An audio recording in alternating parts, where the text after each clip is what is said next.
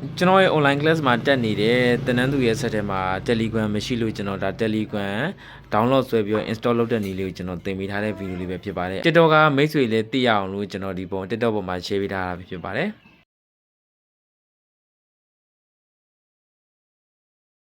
ဆိုတော့ကျွန်တော်တို့က Telegram တစ်ခုကို install တင်တော့မယ်ဆိုလို့ရှိရင်ကျွန်တော်တို့ရှိမှာ Telegram download တဲ့ file ရှိဖို့လိုတယ်ပေါ့နော်ဆိုတော့ကျွန်တော် Telegram down ပြီးပြီဆိုတော့ကျွန်တော် this PC ထဲကိုဝင်လိုက်မယ်this PC တွေကကျွန်တော် download ထဲဝင်လိုက်မယ်ဒီမှာဆိုလို့ရှိရင်ကျွန်တော်က Telegram download ဆွဲထားပြီးသား file ရှိတယ်ပေါ့နော်ဆိုတော့တကယ်လို့မိတ်ဆွေတို့မှာက Telegram download ဆွဲထားပြီးသား file မရှိဘူးဆိုရင်ကျွန်တော် Telegram download ဆွဲရတဲ့ file လေးကိုကျွန်တော်ရဲ့ဒီ mention မှာကျွန်တော်ထည့်ထားပေးပါတယ်ကျွန်တော်အဲ့မှာလည်းတွားရောက်လေ့လာပြီးတော့ကိုယ်တိုင် download ဆွဲလို့ရပါတယ်ဆိုတော့ Telegram ကို download ဆွဲပြီးဆိုရင်ကျွန်တော်က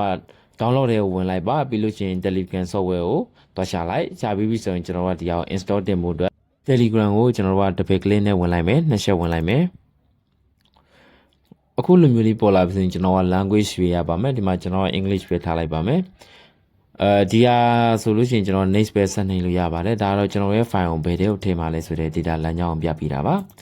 next ထပ်သွားလိုက်မယ်ဒါလည်း Telegram file နဲ့ပဲထည့်မှာပါ next ပဲသွားလိုက်ပါမယ်ဆိုတော့ဒီရောက်ရင်ကျွန်တော်တို့ကဒီမှာ create shortcut ဆိုတဲ့နေရာမှာကျွန်တော်အမှန်ကြီးပေးရပါမယ်တချို့ကကြတော့ကျွန်တော်အမှန်ကြီးမထည့်ထားရှိတတ်ပါတယ်အမှန်ကြီးပေးလိုက်မှကျွန်တော်တို့ရဲ့ဒီ Telegram shortcut ကဒီ desktop မျက်နှာပြင်မှာပုံမှာပေါ့နော်ဒါကြောင့်အမှန်ကြီးပေး next ထည့်နေလိုက်ပါမယ်ပြီးရင် next ပဲထည့်နေလိုက်ပါမယ်ဒါဆိုလို့ရှိရင်သူကတော့ install လုပ်နေပြီပေါ့နော်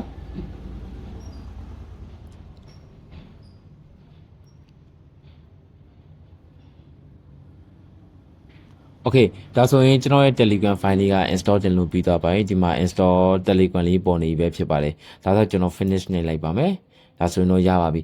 တကယ်လို့မိတ်ဆွေတို့ရဲ့ set ထဲမှာဒီလို Telegram တက်မပေါ်ဘူးဆိုရင်လည်းဒီလို zip file လေးပေါ်နေပါလိမ့်မယ်အဲ့လို zip file လေးပေါ်နေလဲ run ပြီးလိုက်ပါရပါတယ် run ပြီးလိုက်ရင်အခုလို Telegram ပဲရောက်သွားမှာဖြစ်ပါတယ်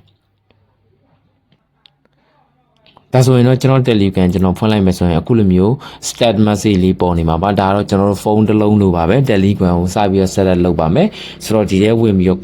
ကိုယ့်ရဲ့ဖုန်းနဲ့ပဲစက္ကန့်ဖတ်ပြီးတော့ set up လုပ်မှဖြစ်ပါတယ်အားလုံးပဲနောက်ထပ်ဗီဒီယိုသင်ခန်းစာတွေမှာပြန်တော့ကြပါမယ်ကွန်ပျူတာနဲ့ပတ်သက်ပြီးတော့သိချင်တဲ့အကြောင်းအရာရှိတဲ့ဆိုရင်ကျွန်တော်မေးမြန်းလို့ရပါတယ်ကျွန်တော်သိတဲ့လောက်ကျွန်တော်နားတဲ့လောက်ပြန်ပြီးတော့ဖြေကြားပေးပါမယ်